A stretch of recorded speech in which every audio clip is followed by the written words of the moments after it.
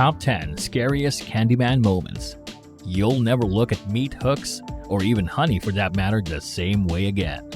Welcome back to the channel. Today we'll be counting down our list of our favorite picks for the top 10 scariest Candyman moments. For this list, we'll be looking at the original trilogy of Candyman films in honor of the 2020 spiritual sequel. Come along as we highlight some of the most memorably terrifying scenes and chilling moments from this highly influential but often overlooked supernatural horror franchise. Also, it goes without saying, but there are major spoilers ahead. Number 10. Candyman's first appearance, Candyman, 1992.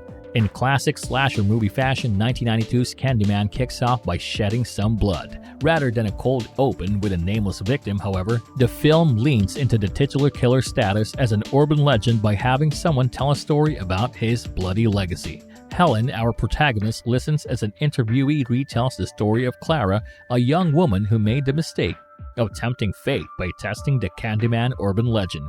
She looks into the mirror and says his name 5 times, and sure enough, he pops up behind her just as promised.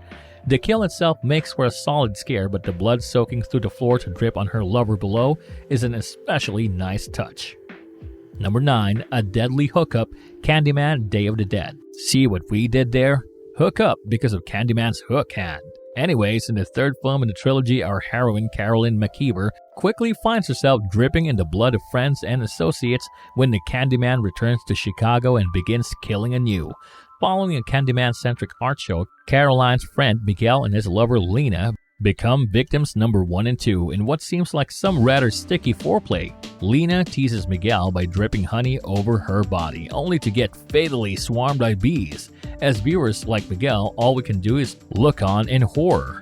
Then, just when you think the scene can't get any more disturbing, Miguel suddenly gets a hook through the back. Scary and gross.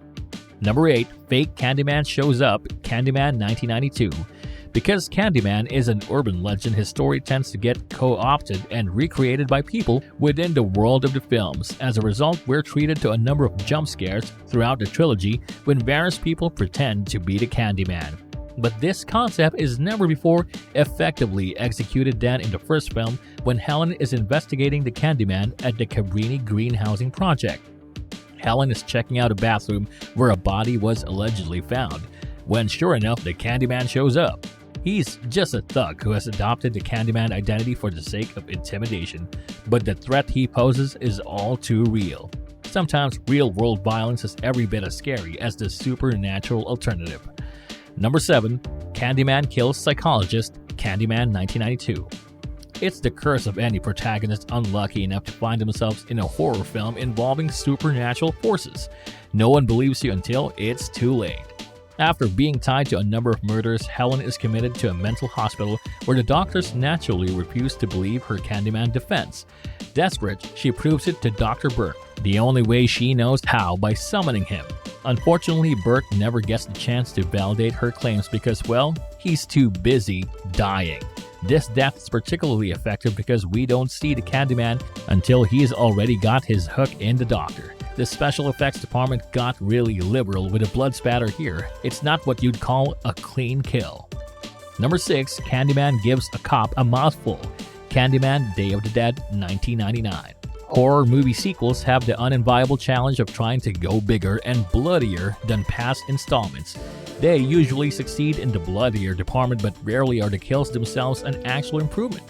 This is one of the rare exceptions.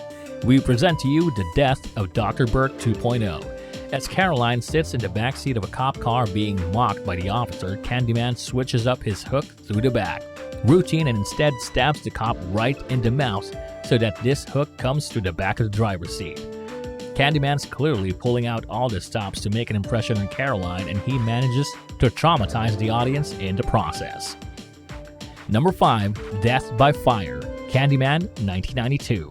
Shocking, bloody hook-related deaths are all well and good, but one of the biggest strengths of the first film is its ability to inspire fear in different ways. In the movie's climactic scene, Helen sacrifices everything to save the life of an infant. The garbage heap in which the Candyman has hidden the child is set ablaze, and she's engulfed in flames as she attempts to carry the baby to safety. There are no jump scares or sudden twists. We're simply made to watch an abject horror, as this character we've come to care about is burned alive. It's emotionally charged and extremely effective. In death, however, Helen is perfectly set up to deliver the film's final scare and with a new look to match. Number 4. Candyman Origin Story Flashback. Candyman Farewell to the Flesh, 1995. The second Candyman film is arguably superior to the third, but overall it prioritizes drama and a more atmospheric sense of fear over big in-your-face frights. As such, there aren't as many scary moments that stands out. Easily the film's most effective scene, however, is the flashback to Candyman's origin.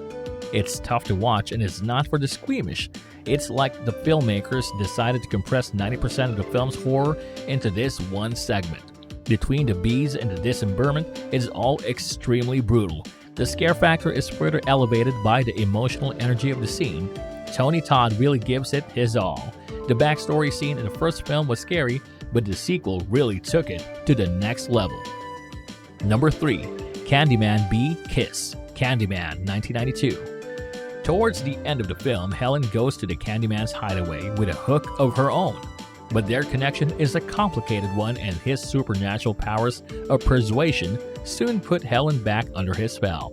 This scene has a certain gothic horror quality to it.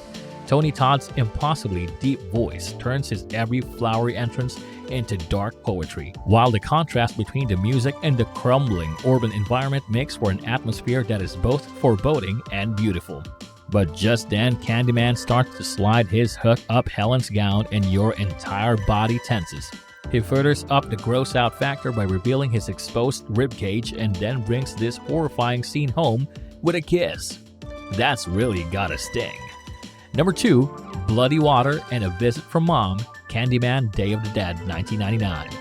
Following the death of Miguel, Caroline is rattled but remains committed to finding out the truth about Candyman. Suffice it to say, he doesn't make it easy on her. In this scene, Candyman turns tap water to blood just as it hits Caroline's face. As if that's not enough, he then reveals that he's brought along a friend, Caroline's dead mother. Though she is not played by the same actress, Caroline's mom is actually the protagonist from the second film, Annie Tarrant. This adds an extra sense of horror to the scene by reminding us that Caroline's family legacy is hopelessly intertwined with the Candyman. Hammering home the point, Candyman pulls a repeat performance later in the film, this time actually killing Annie in front of Caroline. And topping our list at number 1, Waking Up to Carnage, Candyman 1992. It's scary enough to wake up and not know where you are, but to wake up and find yourself covered in blood in a stranger's home? Now that's truly the stuff of nightmares. The Candyman doesn't appear in this scene, but his influence and handiwork is everywhere you look. Helen comes to on the bathroom floor in the apartment of a woman she met earlier in the film, Anne Marie, who is screaming bloody murder. Upon leaving the bathroom, Helen finds the decapitated head of a dog and an apartment absolutely drenched in blood, including the empty cradle of Anne Marie's baby. Everything about this scene is chaotic and utterly disorienting, making the viewer feel every bit as confused and horrified as our unlucky protagonist. And that's it for today's video. There's something just so enjoyable in having goosebumps and the hair on your arm standing in response to a jump scare. Do you enjoy horror flicks just as much as we do? Let us know in the comments section below. And if you enjoyed today's video, don't forget to like the video and join in on our next time for another dose of such interesting yet informational content. Hoping to see you again soon. Goodbye.